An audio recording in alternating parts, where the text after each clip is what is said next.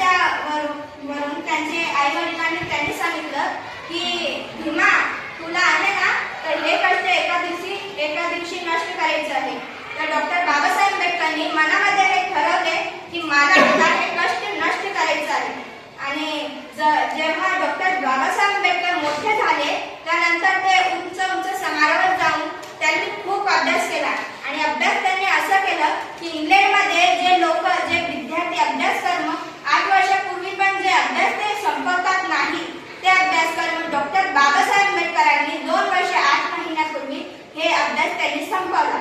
याच्यानंतर इंग्लंड हे अभ्यास करायला त्यांना 28 तासपैकी त्यांना ते अभ्यास करायला 28 तासपैकी त्यांना ते अभ्यास केला.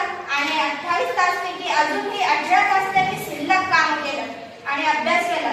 आणि याच्यामधून लंडनमध्ये जेव्हा हे गेले तर यांच्याकडे खायला काय नाही, पियाला काय नाही. तर डॉक्टर बाबासाहेब आंबेडकरचे एक गुजराती मित्र होते, त्यांना बाबासाहेब आंबेडकरांना पापडाची कारंटी आणून दिली. तर डॉक्टर बाबासाहेब आंबेडकरांनी 4 पापड घेतले आणि पत्रावर भाजले आणि एक कपामध्ये दूध घेतला आणि अभ्यास केला. तरी रात्रीचा वेळ होता, तरी त्यांचे एक मित्र होते खोलीत राहणारे, ज्यांचे नाव होते असनाळेकर. तर ते आंबेडकराला म्हणतात की काय हो आंबेडकर, किती अभ्यास करता दररोज, कधी कधी विश्राम पण घ्या आणि झोपा. तर डॉक्टर बाबासाहेब आंबेडकर म्हणतात की माझ्याकडे अन्नाला पैसे नाही आणि झोपायला वेळ नाही. डॉक्टर बाबासाहेब आंबेडकर झोपत पण होते, पण त्यांनी असनेडेकरला असं म्हटलंय की माझ्याकडे अन्नाला पैसे नाही आहे आणि झोपायला माझ्याकडे वेळच नाही, मला माझा अभ्यास लवकर पूर्ण करायचा आहे. हे होते डॉक्टर बाबासाहेब आंबेडकर. यांनी एवढे कष्टाबद्दल त्यांनी जे जीवन व्यतीत केलं, याच्यावरून मी तर एवढंच सांगणार. आणि यांनी एवढं सांगितलं आहे की जीवनात कितीही कष्ट येऊ द्या, आपल्याला कधीही हार मानवायची नाही आहे आणि पुढे पाठीमागे जायचं नाही आहे. आम्हाला पुढे जायचं आहे आणि लोकांना हे दाखवायचं आहे की आपण काय करू शकतात. तर मी डॉक्टर बाबासाहेब आंबेडकरचे संविधान म्हणून एवढंच म्हणणार की चालली असेल कलम तर चालवू द्या, चालली असेल कलम तर चालवू द्या. आणि घडला कधी संविधान तर याला वाचवून घ्या, घडला कधी संविधान तर याला वाचवून घ्या. एवढे बोलून माझे भाषण संपवते. धन्यवाद.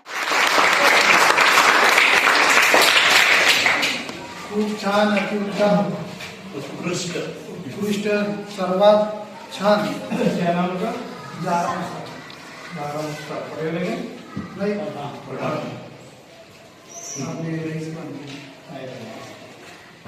डॉक्टर बाबासाहेब आंबेडकर याविषयी आपण खूप महत्त्वाची इन्फॉर्मेशन आता ऐकलेली आहे.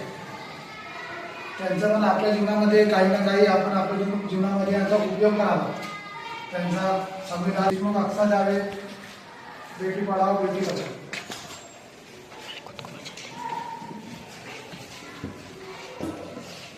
अस्सलाम वालेकुम. मेरा नाम देशमुख अक्सा जावेद, मैं 10वीं कक्षा में पढ़ती हूँ. मेरे स्कूल का नाम मौलाना अबुल कलाम आजाद उर्दू हाई स्कूल घाटनांद्रा. माँ बाप की एक आह पर छुप छुप कर रोती है बेटियाँ, माँ बाप की एक आह पर चुप चुप कर रोती है बेटियां, फिर भी आज के दौर में गर्भ में जान खोती है बेटियां. आदरणीय प्रधानाचार्यों, शिक्षकों और मेरे प्यारे दोस्तों को सुप्रभात. मेरा विषय बेटी बचाओ बेटी पढ़ाओ. आज के दिन हम सभी इस विषय अवसर पर यहाँ इकट्ठा हुए हैं. मैं भारत सरकार द्वारा बेटी बचाओ बेटी पढ़ाओ नाम से शुरू किया गया अभियान पर कुछ शब्द कहना चाहूंगी. ये अभियान 2015 में हमारे प्रधानमंत्री द्वारा शुरू किया गया था. इसका उद्देश्य देश भर में बालिकाओं को शिक्षा, चिकित्सीय सुविधाओं आदि के माध्यम से विकसित करने में मदद करना है, जो स्वचालित रूप से हम महिला से शक्तिकरण की ओर ले जाएंगे. जैसा कि हम सभी जानते हैं कि भारत में हमारी लड़कियां हमेशा से भ्रूण हत्या या शिशु हत्या का निशाना रही है और अभी भी ऐसे कई मामले मौजूद हैं. हम सभी का इस दुनिया में स्त्री के महत्व को पहचानना चाहिए. मैं स्त्री के महत्व को पहचानना चाहिए और पुरुष और महिला दोनों का ही पैमाने पर रखकर समाज में अच्छा बदलाव लाना चाहिए, क्योंकि दोनों का महत्व इस दुनिया में समान है. बाप का मान तो माँ की चली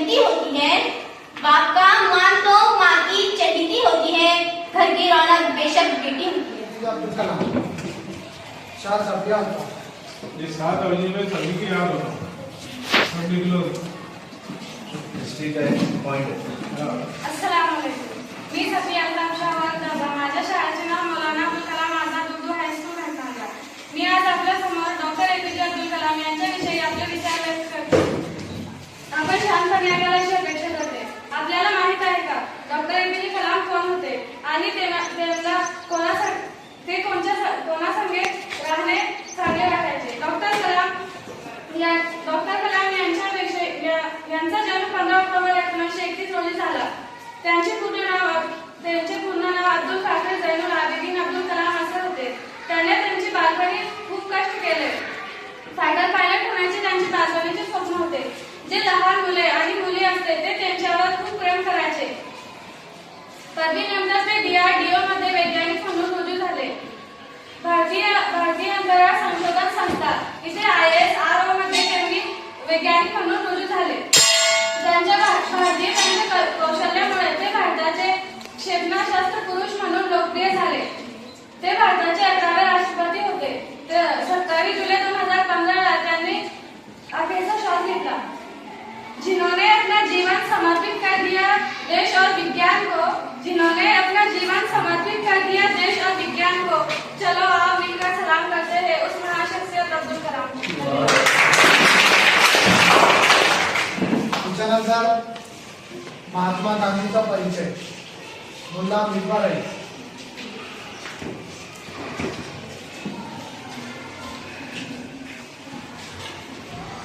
अस्सलामुअलैकुम वरहमतुल्लाहि वबरकातुहू। मैं मिसबाह रईसुल्लाह 10वीं कक्षा से। आज का मेरा विषय है महात्मा गांधी जी का परिचय। महात्मा गांधी जी हमारे देश के महान स्वतंत्रता सेनानी थे। महात्मा गांधी जी का जन्म 1896 में गुजरात के एक गांव में हुआ था। महात्मा गांधी जी का पूरा नाम मोहनदास करमचंद गांधी है। महात्मा गांधी जी को राष्ट्रपिता और बापू के नाम से भी जाना जाता है। महात्मा गांधी जी के पिता का नाम करमचंद गांधी और उनकी माता का नाम पुतलीबाई था। महात्मा गांधी जी हमेशा सत्य और अहिंसा का मार्ग अपनाते। महात्मा गांधी जी ने अंग्रेजों के खिलाफ बहुत सारे आंदोलन किए, जैसे दंडी यात्रा, भारत छोड़ो आंदोलन इत्यादि जैसे बहुत सारे आंदोलन का भरपूर नेतृत्व किया। महात्मा गांधी जी हमेशा सत्य को अपनाते। महात्मा गांधी जी हमेशा अच्छी बातें और अच्छे कामों के साथ रहते। महात्मा गांधी जी का 30 जनवरी 1948 को देहांत हो गया। महात्मा गांधी जी के विचार हमें आगे बढ़ने के लिए प्रेरित करते हैं। खुदा त्याच्यानंतर कॅमेऱ्याचा इतिहास शेख सायली अब्दुल अली।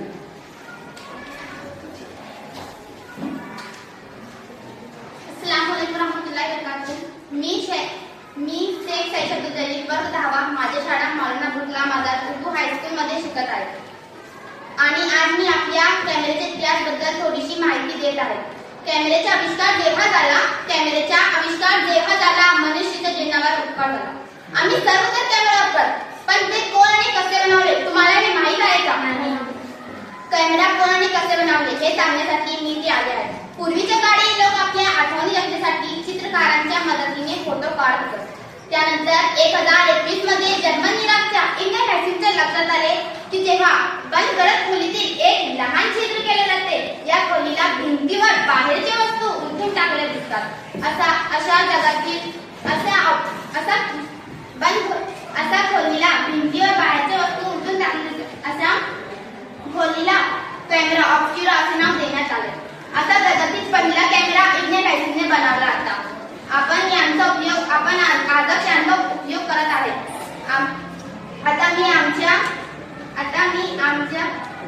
आता मी माझे बोलताना समाप्त करत आहे।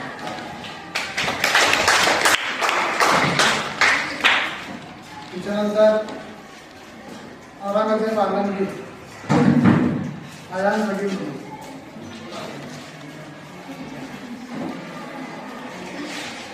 अस्सलामुअलैकुम रहमतुल्लाहि व बरकातुहू। मेरा नाम मुल्ला सगीर है। मैं 10वीं क्लास में पढ़ता हूँ। मेरे स्कूल का नाम मौलाना अबुल कलाम आजाद उर्दू हाई स्कूल। मैं आप लोग सामने औरंगजेब आलमगीर की कुछ खुफिया बताना चाहता हूँ। औरंगजेब आलमगीर मुगल साम्राज्य के आठवें सम्राट थे, जिन्होंने 1658-1707 तक शासन किया। उनके जीवन और उनके कार्यालय में विवाद और अप्रुक्त विषय के बावजूद कई महत्वपूर्ण योगदान थे। औरंगजेब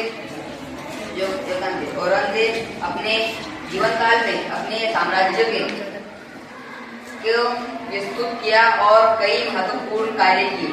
उन्होंने दिल्ली को अपनी राजधानी बनाई और मुगल साम्राज्य को विस्तार का प्रयास किया। उनका जीवन काल एक संबंधित विषय है जो उनके अंतर्निहित विरोध योगदान